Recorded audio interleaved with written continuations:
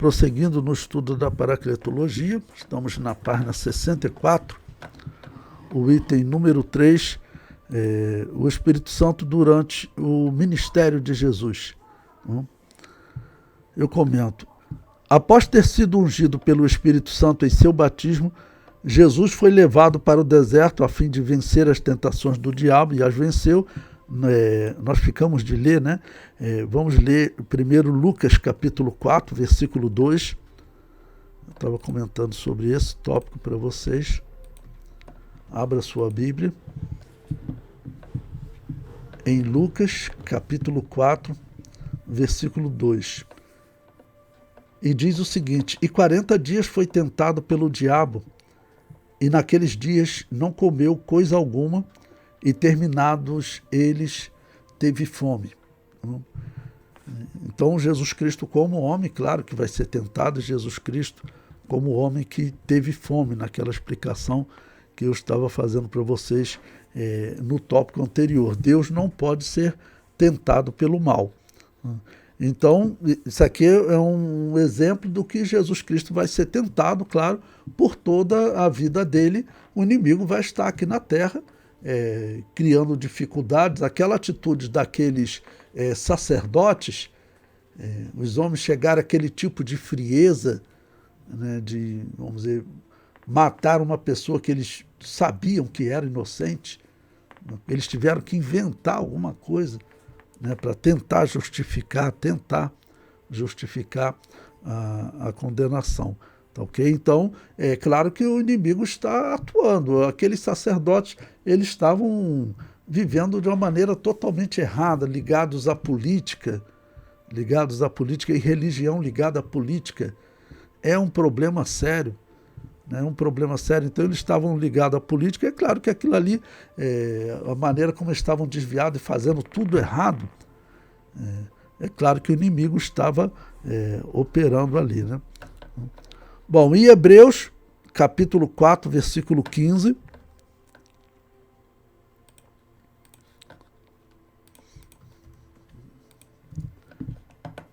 que diz o seguinte: porque não temos um sumo sacerdote que não possa compadecer-se das nossas fraquezas, porém, um que, como nós, em tudo foi tentado, mas sem pecado. Bom, o que está dito aqui nesse versículo? Ele está dizendo, o nosso sumo sacerdote hoje, Jesus hoje, ok? Ele pode se compadecer das nossas fraquezas. Então, porque ele em tudo ele foi tentado, mas sem pecado. Então, como eu disse para vocês, o sacrifício pela humanidade tinha que ser um sacrifício de um inocente consciente, né? Ou seja, um que está morrendo consciente do que ele está fazendo, né? Os animais que morriam, claro, eles não têm consciência, né? Então ele está conscientemente se entregando, então, ele mesmo dá a vida dele em favor da humanidade, tá, ok? Então ele é um sumo sacerdote misericordioso, assim ele pode compadecer-se das nossas fraquezas, porque quando ele esteve nesse corpo, ele em tudo foi tentado, mas sem pecado. Então, é claro que o inimigo vai estar tentando de diversas maneiras. Tem uma tentação do inimigo que o próprio Jesus Cristo fala, para trás de mim, Satanás, que veio dos lábios de Pedro. Como explicar isso, né? A preocupação, né? Como nós temos que estar preocupados, porque, vamos dizer, um homem de Deus, era um homem de Deus para ser escolhido como um apóstolo de Jesus, com certeza era um homem de Deus, mas teve um determinado momento que ele se deixou usar, porque ele repreendeu Jesus, tirou Jesus do meio das pessoas, ele repreendendo Jesus, por Jesus dizer que convinha que ele morresse pela humanidade. O que o apóstolo Pedro ouvia na sinagoga era outra coisa. E ele, nesse momento, ainda não tinha entendido a mensagem de Jesus. Como no tópico anterior, falei para vocês que depois eles demoram a entender que era necessário pregar para os gentios. Então, realmente é a limitação humana, tá bom? É a limitação humana. Então, Jesus esteve nesse corpo, ele foi tentado como Adão foi tentado. Bom, ele foi tentado como eu e você somos tentados, a diferença é que nós já temos o pecado em nós, tá bom? Mas Jesus Cristo ele foi tentado em tudo, como Adão foi tentado também, mas ele então não pecou, tá ok? E assim o sacrifício dele na cruz é um sacrifício perfeito, porque entre as exigências para ser perfeito, né? Então um sacrifício inocente e consciente. E a única forma de satisfazer esse sacrifício era Deus gerando um filho aqui nessa terra. Porque nenhum filho que o homem gerasse seria inocente. Ele seria consciente, tu vai morrer pela humanidade, mas inocente? Não, ele não era inocente. Então, o inimigo está usando infelizmente, essa palavra do apóstolo Pedro e de outros também. Eu normalmente digo que aquelas pessoas que olhavam para Jesus e diziam: se tu és o Filho de Deus, desce daí. O inimigo sabia que era necessário, né, que Jesus Cristo morresse pela humanidade. Com certeza ele conhecia as Escrituras. Era isso que estava anunciado no Antigo Testamento. O inimigo sabia. Então, vamos dizer, provavelmente aquilo não foi humano.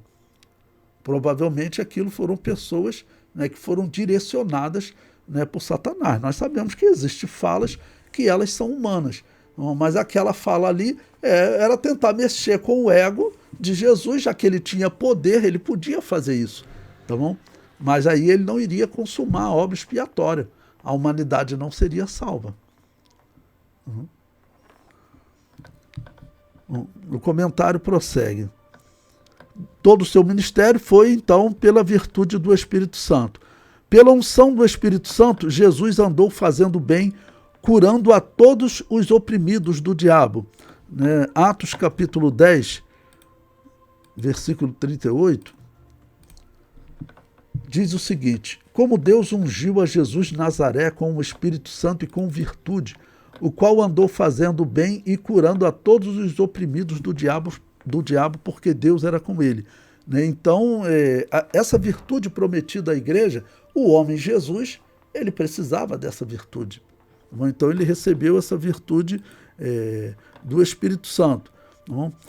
E também expulsando demônios. Lucas capítulo 11, versículo 20.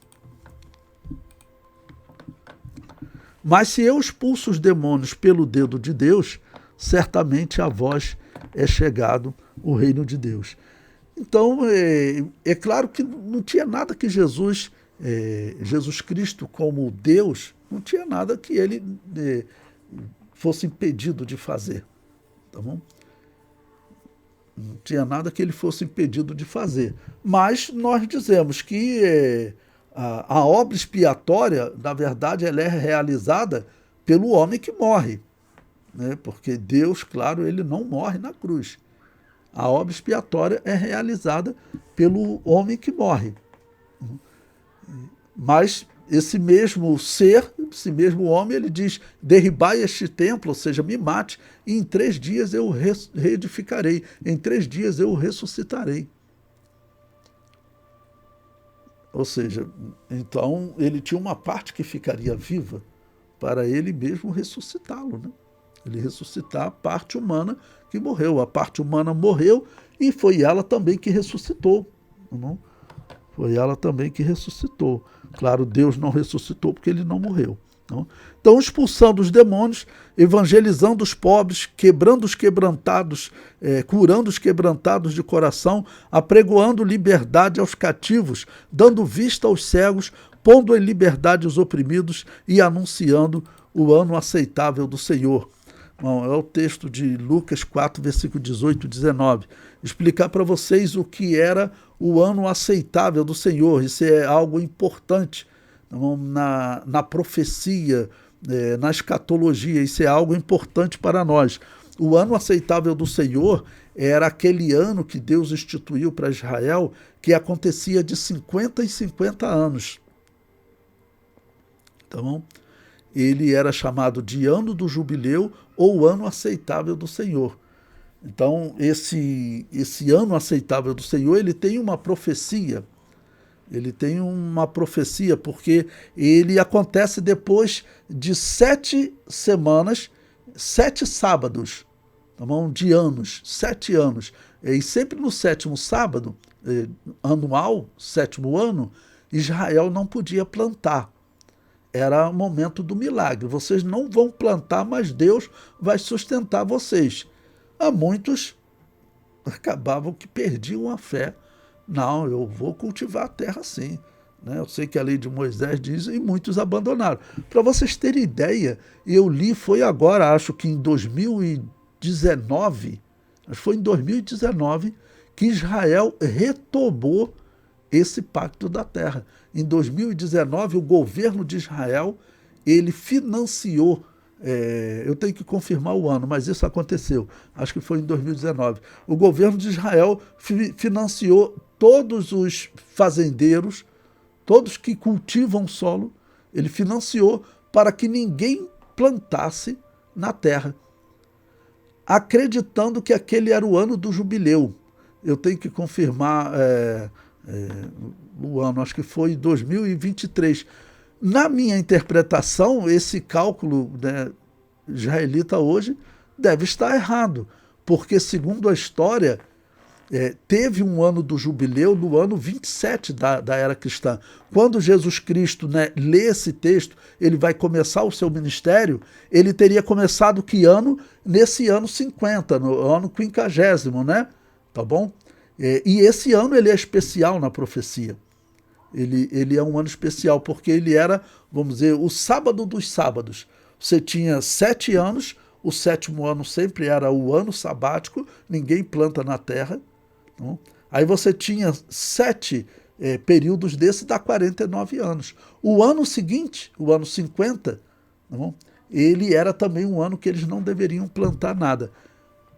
E como teve um ano do jubileu, segundo a história, no ano 27, então, na verdade, o ano do jubileu deve ser o ano de 2027. Tá? Mas o governo de Israel, talvez até o governo usando outro calendário, eles talvez tenham feito na data errada. Eu falei, é estranho. Historicamente, nós sabemos que o calendário deles é diferente do nosso, tá bom? Mas o nosso calendário, ele é muito preciso. Nosso calendário, ele é muito preciso. Né? Então, esse calendário que nós temos hoje, esse calendário, através de documentos e documentos, mostra que ele é realmente um calendário preciso. Então, o ano do jubileu, esse ano judaico, ele teria acontecido no ano 27 da era cristã, nesse nosso calendário. Bom, então, o item 4 agora, na crucificação. O mesmo Espírito que o conduziu ao deserto e o sustentou ali, também lhe deu força para consumar seu ministério sobre a cruz. Vamos ler Hebreus 9,14. Abra em Hebreus 9,14, que diz: quanto mais o sangue de Cristo, que pelo Espírito Eterno se ofereceu a si mesmo, imaculado a Deus, purificará a vossa consciência das obras mortas para servirdes ao Deus vivo. Então, ofereceu a si mesmo imaculado, para descrever um sacrifício perfeito. Tá bom? Ele foi à cruz com a unção ainda sobre ele. As palavras do ladrão na cruz, Senhor, lembra-te de mim quando entrares no teu reino, foram com certeza a obra do Espírito Santo, né? O texto prossegue. Lembremos também que no ato da crucificação houve trevas desde a hora 6ª até a hora 9ª. Esse período de trevas significa o momento em que nossos pecados estavam sendo lançados sobre Cristo. E ele falou, Eli, Eli, lama sabachthani. Por isso cremos que naquele momento o Pai e o Espírito, né, o Espírito Santo, se afastaram dele, Jesus Cristo. Então, eles se afastaram. Então, por isso ele disse, Deus meu, por que me desamparaste? Bom, falar da operação do Espírito Santo aqui, nesse momento, Nós temos um exemplo, por exemplo, o centurião, quando ele vê aqueles terremoto que acontece quando Jesus clama na cruz, ele fala, verdadeiramente este homem era o Filho de Deus. Ele devia estar vendo aquele julgamento todo, porque muitos pagãos, eles admiravam a religião judaica, porque a religião judaica era diferente. Tá bom? A religião judaica era diferente. A religião judaica não tinha aquelas possessões demoníacas do templo pagão. O indivíduo ia lá sacrificar os deuses dele, os deuses romanos, né? Tinha aquelas possessões demoníacas. Aquilo ali, nenhum ser humano gosta daquilo, o ser humano se sente mal perto daquilo. É o que testemunham aquelas pessoas que deixaram o espiritismo. Tá bom? Então a pessoa se sentia mal ali. Então teve uma coincidência, a revista de escola dominical do próximo domingo, dia 14 de setembro, ela estuda exatamente sobre um centurião que ele se converte a Jesus pela pregação de Pedro em Atos 10, mas ele antes era um seguidor da religião judaica. Então tinham muitos centuriões que estavam nessa situação, né? Estavam vendo ali pessoas que estavam, de alguma maneira, admirando o Deus de Israel, porque era diferente o culto deles, o que eles falavam, principalmente por não ter, claro, aquelas possessão demoníaca que tinha no culto pagão. E aquele homem deu um testemunho desse. Quem é que convence o homem do pecado, da justiça e do juízo? Quem é que convenceu aquele homem tentando salvar aquela alma? Quem é que convenceu? Quem é que fez essa operação? Com certeza foi o Espírito Santo. Então, onde você vê a operação do homem, né, em todo esse momento, você está vendo o Espírito Santo trabalhando, né, para mudar o homem. Como eu disse, aqueles ladrões, o ladrão da cruz também, né, que, vamos dizer, se converte e fala para Jesus, lembra-te de mim quando entrares no teu reino, né? Isso é obra do Espírito Santo. Como é que nós descrevemos a salvação? O Espírito Santo chegou para aqueles dois ladrões que estavam na cruz ali com Jesus e convenceu a todos os dois do pecado, da justiça e do juízo. Mostrou a eles, vamos dizer, toda a vida deles, a consciência humana, né? Mostrou, o Espírito Santo usou a consciência deles e mostrou o quanto eles estavam errados. Um reconhecendo, né, que eles estavam ali pagando pelo que eles fizeram, né? Eles mereciam estar ali. Tá bom? Mas o outro era inocente, né? Dizendo, mas ele é inocente. Então, será que esse ladrão, em algum momento, ouviu? Será que ele percebeu alguma parte do julgamento também? Será que ele ficou sabendo o que aconteceu, né? Dele inocente ser trocado, vamos dizer, por um criminoso, Barrabás? Será que ele conhecia essa história? É muito provável. Não? Eram pessoas que estavam presas ali, talvez estivessem, vamos dizer, presos com Barrabás. Vamos dizer, isso é o que a Bíblia declara que é a salvação. O Espírito Santo, ele convence o homem do pecado, da justiça e do juízo. E aí se cumpre o que está em Deuteronômio, capítulo 30, versículo 19, né? Vou até ler porque é importante ler esse texto. Vou pegar aqui, olha, Deuteronômio, capítulo 30.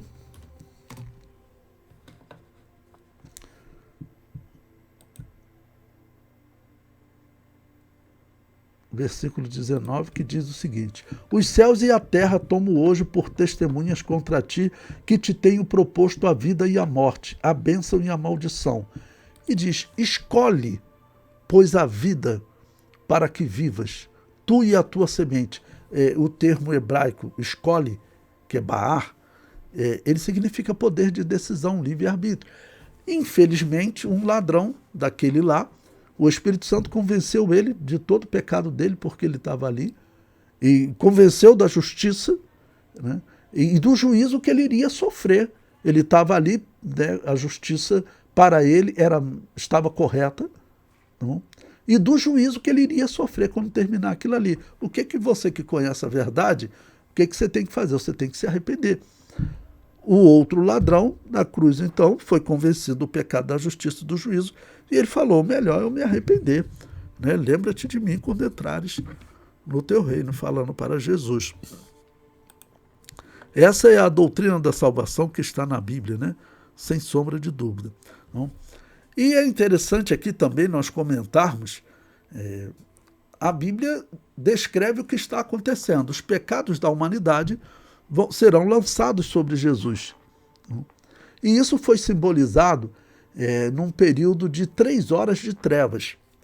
Desde a hora sexta até a hora nona, o Cordeiro de Deus ele tinha que morrer na hora nona.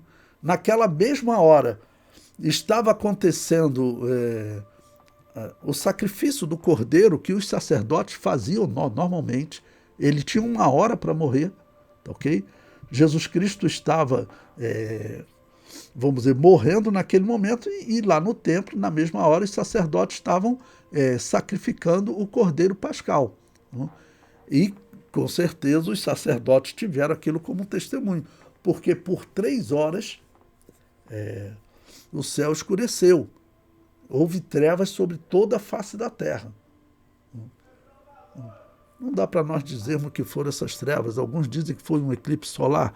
Bom, pode ter sido até um eclipse solar, mas não seria algo normal. Um eclipse solar, ele não dura 3 horas. Não? Então, com certeza, houve uma interferência divina, né? Então, houve uma interferência divina. Ficou escuro por 3 horas, não é eclipse, não seria um eclipse solar. Tá bom? Bom, o importante é que ele está representando os pecados da humanidade sendo lançados sobre Jesus Cristo.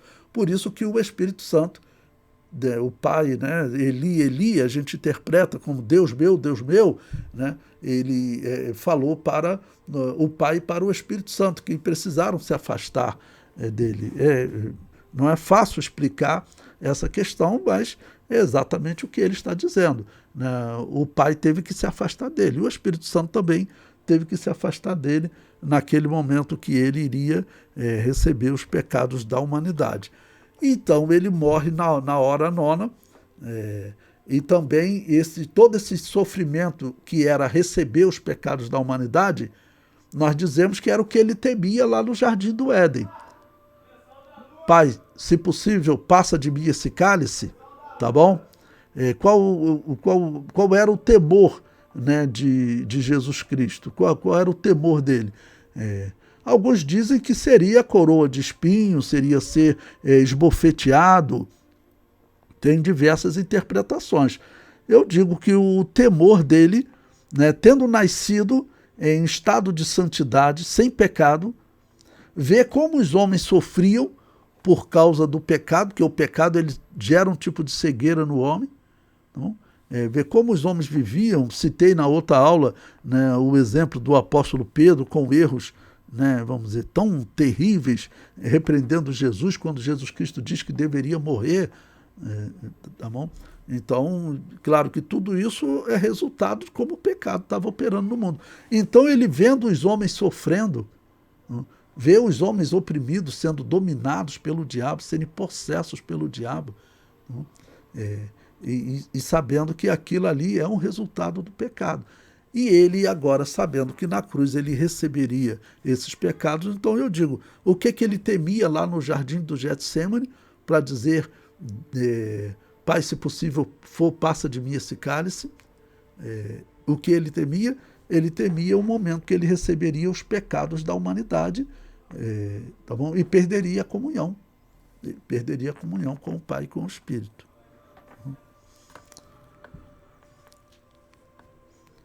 Pois bem, o item 5,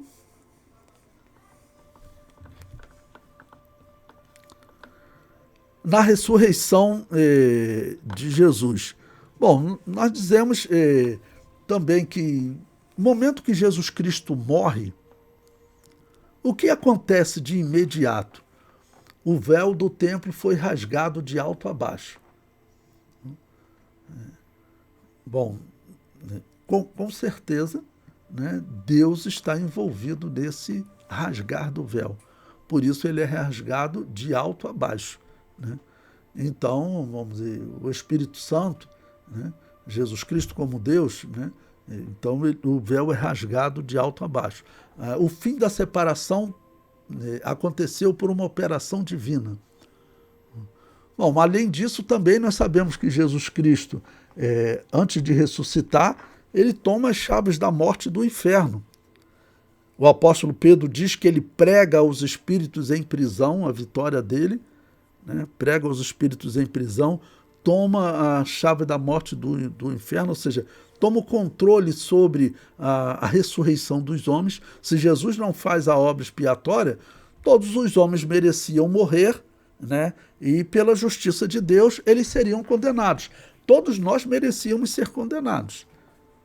Toda a humanidade. Abraão, Isaac e Jacó, Moisés, Davi, todos mereciam ser condenados, né? Todos pecaram e destituídos estão da glória de Deus.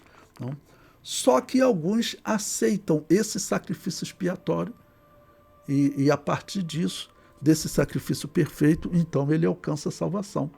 Então, independente do mal que ele tenha feito antes. Pode ter sido um homem mau, como Saulo de Tarso, porque ele era um homem violento, tá bom? Era um homem violento. Você apedrejar alguém, eu acredito que seja algo que mexa com o ser humano, né? Nós vermos alguém ser apedrejado, ver uma pessoa levando pedrada no rosto e no corpo, né? Então, e ele fazendo, ele como o responsável por aquilo, e sabendo que aquele julgamento era ilegal, porque aquele julgamento, eles não tinham autoridade para fazer aquilo, estavam ali de forma ilegal, ele sabendo dessa ilegalidade, e mesmo assim ele fazia.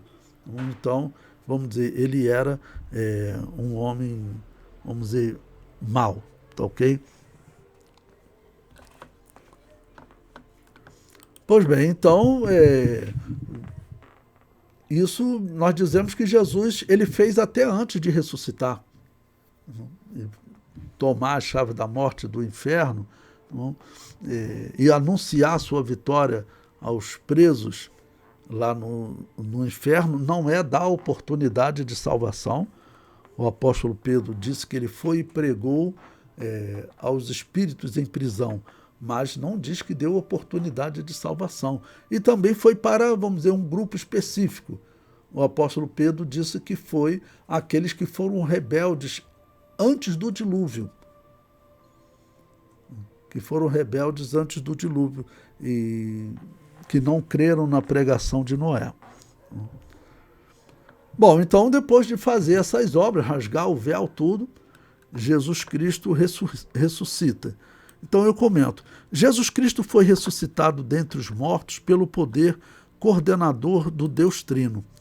Portanto, o Espírito Santo teve participação proeminente ou relevante, né, em sua ressurreição. O Espírito Santo foi o agente vivificante na ressurreição de Cristo, do mesmo modo ele fará em relação aos salvos em Cristo Jesus. Bom, lembra-se que desde o princípio, lá no livro de Gênesis, o Espírito Santo aparece como aquele, vamos dizer, que ele prepara para recuperar a vida. Lá em Gênesis capítulo 1, versículo 2, a terra se tornou sem forma e vazia, estava sem forma e vazia, ou era sem forma e vazia na nossa tradução, mas uma tradução possível é tornou-se sem forma e vazia. Não? E nesse período diz que o Espírito de Deus pairava sobre a face das águas. Então eu contei para vocês que esse verbo pairar no hebraico, ele é utilizado para a ave que fica sobre o seu ninho, ali sobre os seus ovos, ou sobre os seus filhos, né? Vamos dizer, aquecendo, protegendo eles, no caso dos ovos, para eles virem à vida. Tá bom? Então, e o Espírito Santo também, quem é que vem nos vivificar? Tá bom? É o Espírito Santo que vivifica a igreja. Quem é que vai vivificar Israel? Nesses textos, no estudo sobre o Espírito Santo que nós temos feito, eu tenho falado para vocês que Israel ele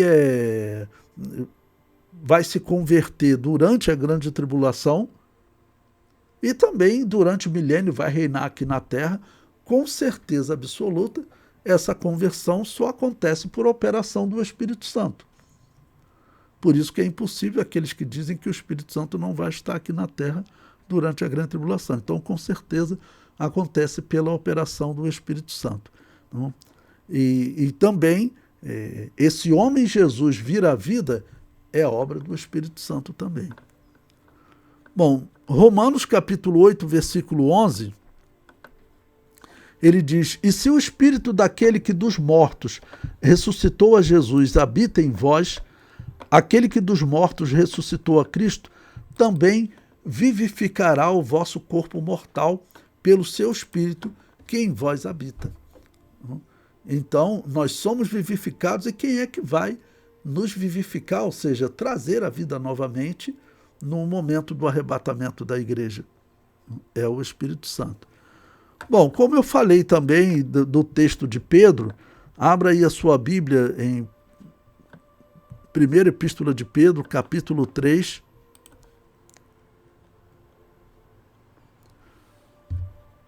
versículo 18.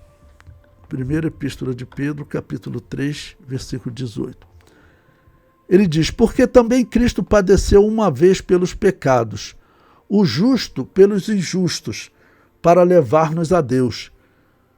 Mortificado, na verdade, na carne, mas, observe, vivificado pelo Espírito, no qual também foi e pregou os espíritos em prisão. Então, ele diz que vivificado pelo Espírito, o Espírito Santo, né, deu vida àquele espírito e àquela alma daquele homem que morreu, e ele foi lá e pregou aos espíritos em prisão. Se você continuar lendo, você vai ver que aqueles que em outro momento foram rebeldes nos dias de Noé. Então, vivificado pelo Espírito. Então, a ressurreição de Jesus também é uma obra do Espírito Santo, ok? Bom, na ascensão de Jesus, em todo esse intervalo entre a ressurreição e a ascensão, esses 40 dias, né, que Jesus está aqui na terra falando com os apóstolos, e vamos dizer, operando para que homens como Tomé, né, eles possam crer, né, e aqueles que não viram depois e creram, tudo, é claro, é o Espírito Santo que está operando. E quando chega o momento da ascensão, eu comento aí. A partir da ascensão, vemos um novo relacionamento entre Cristo e o Espírito Santo. Cristo passa a ser, então, o doador do Espírito para todos os filhos de Deus. Em Atos 2,33 diz: de sorte que, exaltado pela destra de Deus, e tendo recebido do Pai a promessa do Espírito Santo, derramou isso que vós agora vedes e ouvis. Então, Jesus Cristo, ele fala durante o seu ministério, né, para que ele venha é preciso que eu vá. E sempre explicando. Por quê? Porque Deus, ele é justo. Deus, ele não consegue ser injusto. Então, é impossível que Deus minta. Então, você sabe também o seguinte: é impossível que Deus seja injusto. Então, todos nós merecíamos a morte. Todos pecaram e destituídos estão da glória de Deus. Então, como Deus é justo e a humanidade merece ser condenada, a única forma de salvar a humanidade é um inocente consciente que morre em favor da humanidade. Jesus Cristo vai então diante do Pai para consumar essa obra. Vocês sabem que aquele texto, né, do Salmo que diz, né, que as portas eternas devem se abrir para que entre o Rei da Glória, profeticamente, o que esse Salmo está anunciando? Ele está anunciando, vamos dizer, a chegada de Jesus junto ao Pai, após concluir a obra expiatória aqui na terra. Esse é o significado, isso é o que está, vamos dizer, profetizado no Salmo. Tá bom? É o Salmo 24, vou ler aqui o versículo 7, né?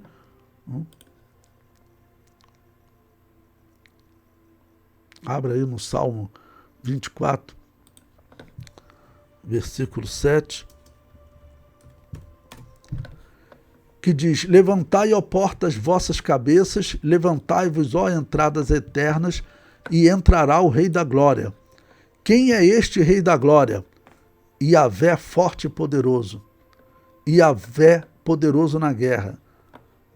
Ou seja, está falando exatamente de Jesus Cristo, que é também Deus eterno, então ele é Yahvé, o eu sou. E no versículo 9, levantai, ó portas, vossas cabeças, levantai-vos, ó entradas eternas, e entrará o Rei da Glória. Quem é este Rei da Glória? O Yahvé dos exércitos. Ele é o Rei da Glória. Ou seja, dizendo claramente, claro, que Jesus Cristo é Yahvé, é aquele Deus do Antigo Testamento que tomou a forma humana, como o apóstolo Paulo diz, que Deus estava em Cristo reconciliando o mundo consigo. Então, no momento que ele conclui a obra expiatória, nós vivemos um período privilegiado, irmãos. Todo cristão ele deve ter convicção em que Deus pode usá-lo de maneira poderosa, porque nós vivemos num período privilegiado. Essa operação poderosa do Espírito Santo não havia no Antigo Testamento. Quando você vê os profetas do Antigo Testamento fazendo maravilhas, João Batista fazendo maravilhas, eles não tinham à disposição o poder que você tem.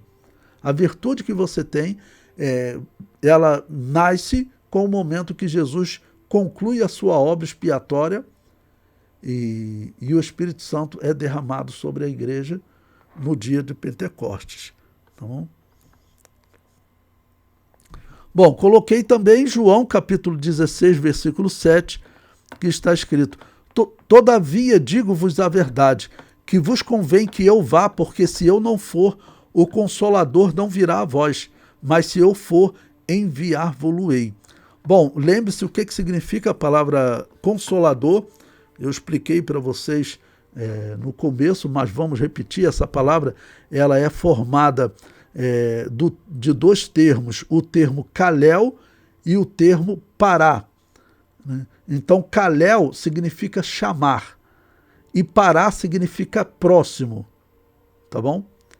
E o significado é o quê? O Espírito Santo te chama para próximo dele. Esse é o significado do Consolador. No grego, Paracleto, ele te chama para próximo dele. E aí, claro, significando proteção. Proteção e unção, tá bom? Mas ele te chama para estar protegido por ele, assim, literalmente, chamar para junto. Então, o Paracleto é aquele que te chama para estar junto dele, estar protegido por ele, estar com a vida que ele traz para a humanidade, né? Já que ele é o vivificador. E o comentário conclui: assim Cristo passa a exercer essa grande prerrogativa messiânica. Então ele envia o Espírito Santo, que agora está operando na igreja, nessa era que é chamado de era da igreja e também era do Espírito Santo. Bom, e por que a igreja precisa de um poder maior do que o dos profetas do Antigo Testamento? Os profetas do Antigo Testamento tiveram grandes desafios, como Jonas, né, pregar para um povo tão ímpio, ok? Mas, vamos dizer, no geral, a nação de Israel ela não sofreu ataques como a igreja de Jesus sofreu. A igreja de Jesus, irmãos, ela não teve nenhum ano de paz desde que ela nasceu, porque nós sabemos que ela nasceu sendo perseguida pelas autoridades judaicas. Depois ela é perseguida pelas autoridades romanas. Depois a verdadeira igreja ela é perseguida pela igreja católica, que na essência, eu digo para vocês, batizava recém-nascido. As igrejas que não batizavam recém-nascidos, elas foram perseguidas pela igreja católica. Então, a perseguição foi terrível, sendo jogado em fogueira, a inquisição criada para eles. Pois bem, depois vem o período dos protestantes. A igreja continua sendo perseguida pelos católicos e agora também pelos protestantes. Depois vem o período dos comunistas e dos islâmicos. Os países onde o islamismo domina e o comunismo domina, os cristãos estão morrendo. os cristãos estão morrendo, ou nas cadeias chinesas, ou estão trabalhando como escravos em regiões isoladas, né, da China, tá bom? Mas, vamos dizer, a igreja está sendo perseguida até hoje.